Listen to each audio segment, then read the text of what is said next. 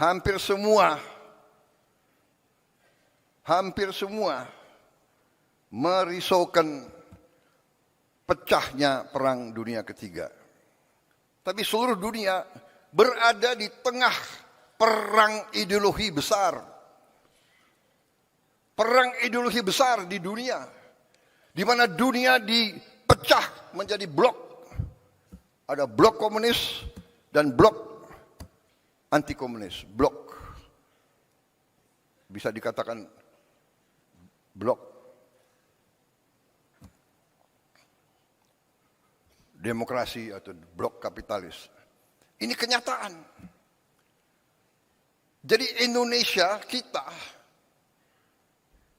harus sadar bahwa kita tidak hidup sendiri. Perang Ukraina akan berpengaruh kepada kita.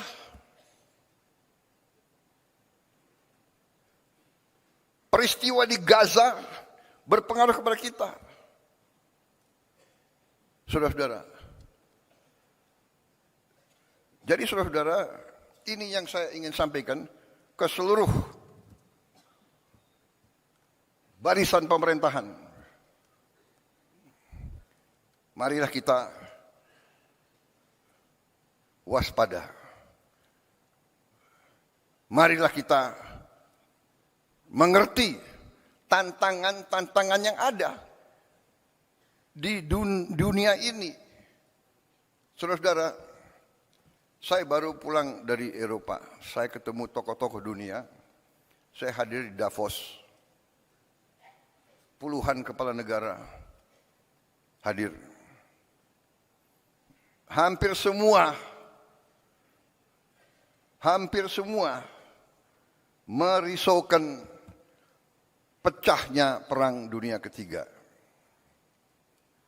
Kita di sini menghadapi tantangan, ya, perubahan iklim mengakibatkan kita menerima banyak bencana dan sebagainya. Tapi sekarang di tingkat dunia mengkhawatirkan akan terjadi Perang Dunia Ketiga. Saudara-saudara, ada simulasi. Kalau terjadi Perang Dunia Ketiga, nuklir, kita yang tidak terlibat saja pasti kena. Kita akan kena partikel-partikel radioaktif. Mungkin ikan-ikan kita nanti akan terkontaminasi semua. Akan terjadi nuclear winter.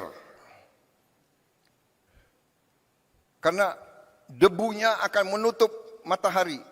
Dan menutup mataharinya tidak 1 tahun, tidak 2 tahun, tidak 3 tahun. Para ahli mengatakan bisa winternya itu puluhan tahun.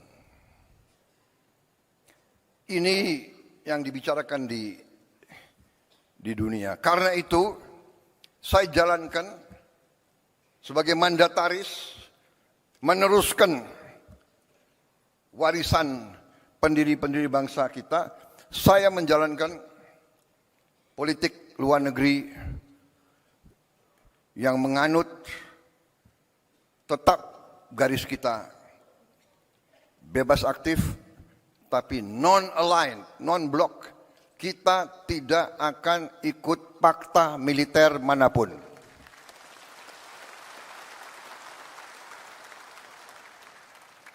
Saya katakan filosofi luar negeri saya adalah 1000 kawan terlalu sedikit, 1 lawan terlalu banyak.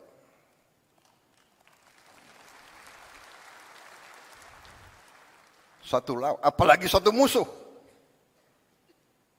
Itu garis kita. Tapi kita mengerti semua. Ya, kita mengerti semua. Kalau kita sungguh-sungguh mau non-blok, kalau kita sungguh-sungguh mau tidak terlibat dalam fakta, kalau kita sungguh-sungguh mau bersahabat sama semua, berarti kita sendiri. Kalau kita diancam, kalau kita diserang, tidak akan ada yang bantu kita, saudara-saudara. Percaya sama saya, nobody is going to help us. Karena itu dari awal Bung Karno mengatakan kita harus berdiri di atas kaki kita sendiri. Dan Panglima Besar kita yang pertama, Panglima Besar Sudirman mengajarkan kepada kita harus percaya kepada kekuatan kita sendiri. Saudara-saudara, dengan segala hormat kepada para pakar yang pandai dan pintar, yang punya banyak gelar, saya hormati mereka. Tapi dunia ini adalah keadaan nyata, bukan keadaan ideal. Saya selalu mengingatkan, mengajarkan yang berlaku di dunia ini sekarang adalah yang kuat akan berbuat apa yang mereka kehendaki. Yang lemah akan menderita. Itu yang kita lihat hari ini. Kita lihat di mana-mana. Jadi saudara-saudara, tugas saya sebagai presiden, sebagai pemegang kepercayaan rakyat yang disumpah, saya harus menjaga bangsa ini. Saya harus menjaga rakyat ini.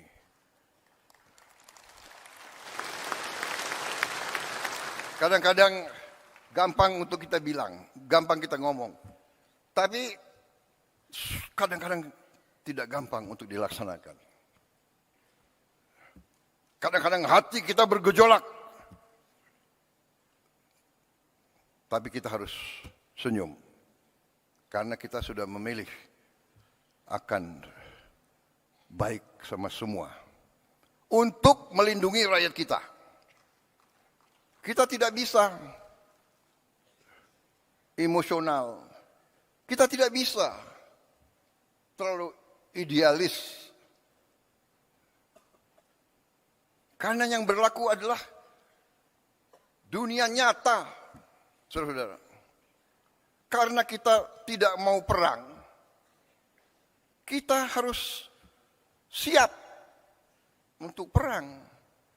Kita tidak niat mengancam siapa, tapi selalu mereka ganggu kita. Kenapa saudara-saudara? Karena Indonesia, Nusantara kita, semua pulau-pulau kita adalah kaya dengan sumber daya alam yang luar biasa. Karena inilah negara-negara Eropa ratusan tahun ke kita. Negara-negara di utara ke kita. Mereka ke kita ratusan tahun, Belanda, Portugis, Spanyol, Prancis, Inggris, Jepang, Mongol. Mereka ke sini bukan untuk wisata.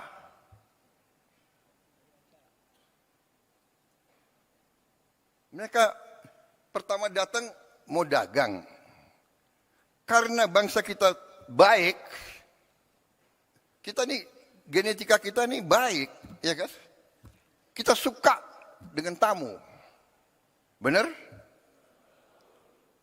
Suka dengan tamu.